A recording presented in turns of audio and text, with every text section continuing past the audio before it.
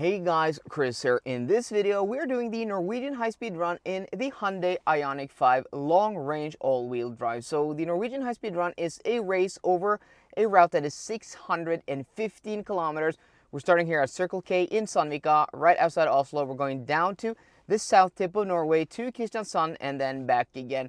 The whole point of this test is to exceed the range of the car, because we're not only putting its range and efficiency to the test, but also its charging speed. And at the very end of this video and this route, we will be putting this car into a chart with all the other EVs we have done this test with to see how it stacks up in real world travel to other EVs. So guys, if you're new to the channel, I'm Kris. I have this channel dedicated to EVs. I do range tests, charging test reviews, and also the Norwegian high-speed run. So if you like EV videos, please go ahead and click that like button down below, and also hit that subscribe button and sound that notification bell so you don't miss out on all the future videos I have on this Ioniq 5. And also another reason to subscribe is that I'm giving away a Zaptec Go home charger worth 7,000 kroners. That's about 700 euros, 800 US dollars, or 600 British pounds sterling. So yeah, another reason to subscribe, because when we hit 30,000 subscribers, which should be in around 4,000 subscribers, I'm going to give that away to a lucky subscriber. So if you want to win a home charger worth a lot of money, hit that subscribe button down below. So guys, we're just going to charge to 100% here, and then we'll be on the way, and I'll see you guys on the road.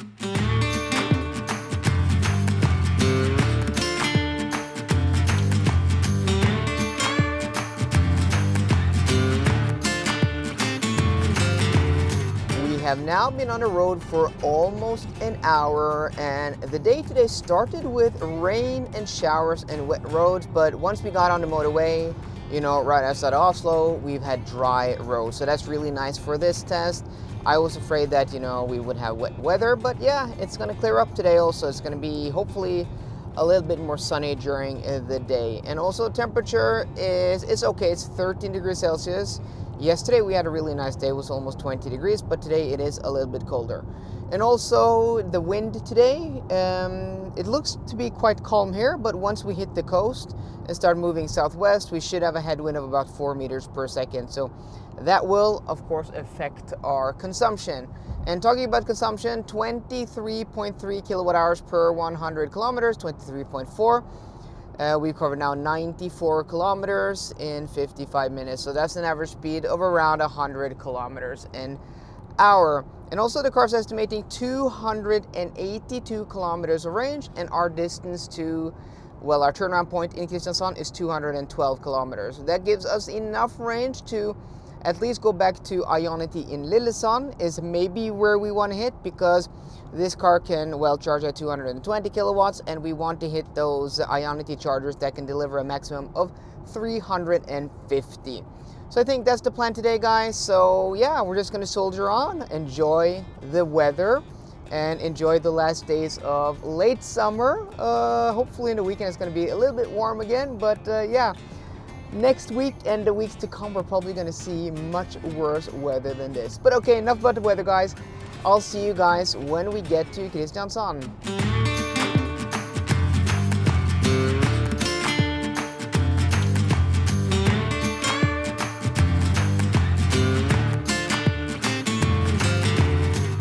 We are now in downtown Kristiansand, and we've had a few showers on the way, and also the wind has ramped up to around 7 meters per second in different sections. But for the last, I don't know, 40 minutes, it's actually been dry on the roads, fairly dry. So I don't think the consumption has been, you know, affected too much, maybe, but that wind maybe. But guys, we do have a huge problem actually, because on our last update, we had plenty range left to go to Kristiansand and then back again to Ioniq in Lillesand. I mean, that wasn't even a concern. I wasn't even thinking about that. But when we actually passed Ioniq in Lillesand, I took a look at the consumption, and I took a look at the actual range left, and now it's gone because it's, yeah, blocked by the camera. But we only have 7 kilometers of range, and it's about 19 kilometers to go. So I think we have to stop and charge here actually. Thankfully, this is vacant. When I checked the app, it wasn't vacant, but yeah. So we'll have to do 2 charging stops either way. and we can check our consumption. 22.2 kilowatt hours per 100 kilometers. We're down to 2% battery, and we've been on the road for 3 hours and 11 minutes. We've had a few pit stops, or a pit stop, so let's just check the timer here. Yeah, 3 hours and 9 minutes. That means it's not been the super cleanest run, but it's been okay enough. I'm gonna leave my phone here. We don't need that. Yeah, it is. Whoa, yeah, it's really blowing here, guys. Really, really blowing. Wow, wow. Okay, yeah, this is windy. And also open up the charge port here. And then, yeah, we have a flap here. Let's pull that out. There we go. And this is only 120 kilowatts. Weren't these 150 before? But then now they've swapped them out, it looks like. So this is actually, oh, there. This is actually 120 kilowatts. So yeah, we won't be getting the maximum peak speed we really want to get here.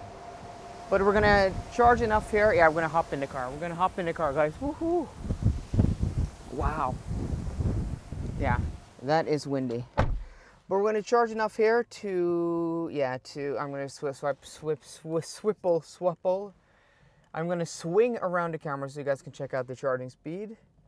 What I'm gonna do is I'm gonna charge enough here so we can go to the Ioniq charging station in Lillesand. You know, just top up a little bit here so we can get that peak speed. But look at this, guys, we're only getting 87 kilowatts. Is that because, I mean, what's that sound? Is that because we're cold getting, because we were at such a low battery percentage that it just drains the heat out of the battery? That is a very good question. But guys, this is just going to be a short pit stop so we don't lose too much time, so we can get our ways to Ioniq in Lillesand. Second charging stop, guys. So in Kristiansand we went to 10%. I mean, with overhead, it's like 4 or 5 minutes. It was really short because we have to stop there anyways. And I always update you guys on the video when we get there. So real life loss of time was maybe like 3 or 4 minutes. Not a lot at all. I don't think we're even gonna adjust for it at the end of the video. But what will be interesting is here, guys, will we get that peak speed of 220 now that we are at, yeah, we're at 2% battery? That will be very interesting to see. And also, wow, this weather, when we drove out of Kristiansand, it was stormy, and then now it's not stormy. But okay, here we have, yes, this one is working. So we're gonna be quick here on our feet. I'm gonna unbuckle here. And also gonna turn around the camera here for you guys. Okay, let's jump out. Yeah, it's blowing. Wow. Okay, it's windy today. It's really, really windy. This is insane. Oh, and also the key. So you have to open up the charging port with the key here. You have to hold this button, and then it opens up the port like that. Yeah, we're gonna hop into the car, and also, yeah, we're going to swipe our card here. Oh, where did I put my card? I put my card here. Okay, communicating, and then we wanna pay.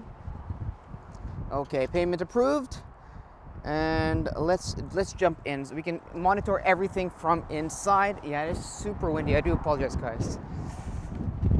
Okay. Oh shit. Yeah, that's not a good sound. Whew. The wind caught the door. Wow, that weather is insane. Okay, so let's see what kind of speed we get here. I have to turn on the ignition, it looks like. Okay, so let's see. It says 80% in 20 minutes. So I'll have to calculate off camera what percentage we want to go to.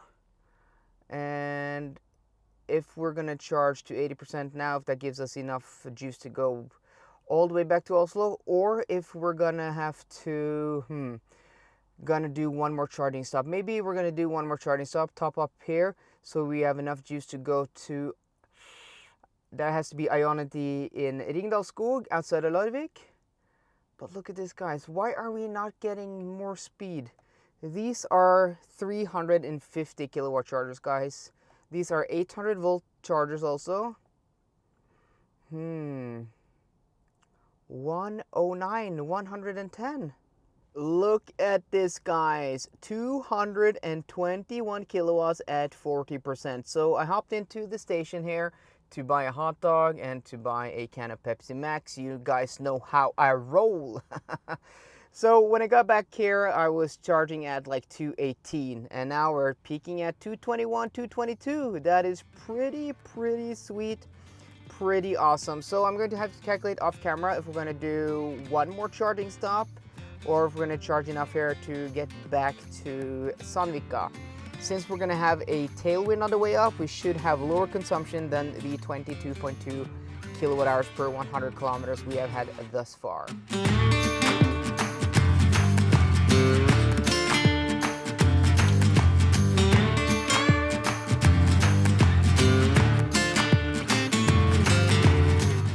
Is our third charging stop here at Ioniq in Ringdalsskogen. We arrived here with 7% battery.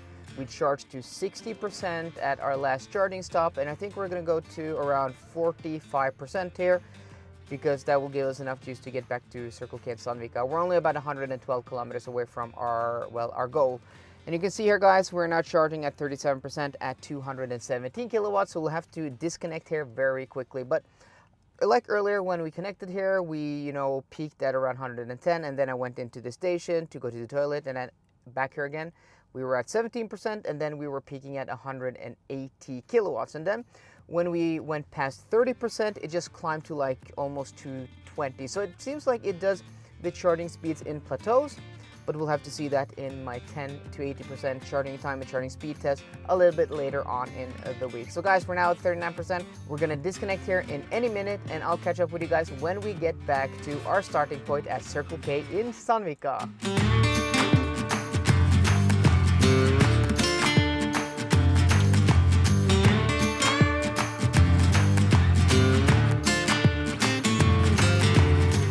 We are now back here at our starting point here at Circle K in Sandvika. We are right here with 8% battery, and average consumption today ended at 22.6 kilowatt hours per 100 kilometers. And how that compares to the other EVs, well, we'll see that in a second when I put up the chart after I reveal today's time. But before I do that, I just want to say that this car is fairly quiet on the motorway.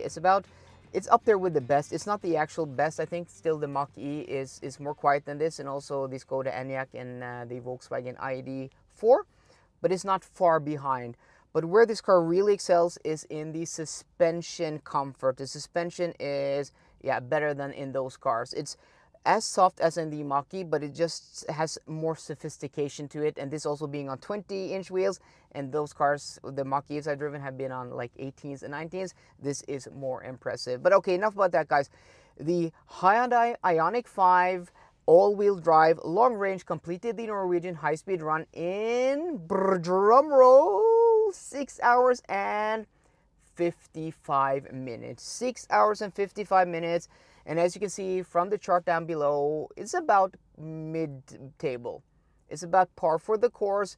And considering that this car charges much faster than other cars in this class, you should have thought that this would actually do it better. But if you can see from the charging time, 32 minutes. And of course, we did have to do 3 charging sessions. If we did 2, I'm estimating we could subtract maybe 3 minutes from that time. So we're still at almost half an hour. But where this car loses is that it's not as efficient as the other cars we have driven, and also it has a smaller net battery capacity. So that's where this car has a disadvantage, is that when you fill up, when you start your trip, you're not filling up with as much energy. And since it's not as efficient as something like the Volkswagen ID.4 GTX, you're not able to go as far. But again, this test was done in colder temperatures than when we did the test with other EVs from the table down below. So again, it's going to be hard to compare them, spec for spec. And also we have traffic. So we had a little bit of traffic on our way down. We lost maybe about 4 minutes from a super clean run. But on our way up, we didn't have traffic. So it's really hard to do a side-by-side comparison. But you can compare cars within 10 to 15 minutes, and cars being able to do this test in less than 7 hours, and at least when you get close to like 650, is very, very good. And there really isn't much difference in these cars that do it in well, 640 and 655. That's 15 minutes difference. But again, we can subtract maybe a few minutes for traffic and maybe a few minutes for you know, having 3 charging sessions instead of 2. So realistically, this car is closer to, yeah, the car's doing like 645 than it is to 655. But again, guys, let me know what you think down below. Are you disappointed with the consumption of the Ioniq 5 today? Are you disappointed with the charging speed? Well, I'm not disappointed with the charging speed because that is amazing. Hitting at 220 kilowatts is pretty cool. But I wish that this car did have a little bit better efficiency and also maybe a bigger battery. But I'll probably test the rear-wheel drive version later on because that will probably be the real king of range. So guys, let me know what you think about today's results. So I hope you enjoyed today's video. If you did, please drop me a thumbs up down below. And for more car content, as always guys, please subscribe. See you guys later and goodbye.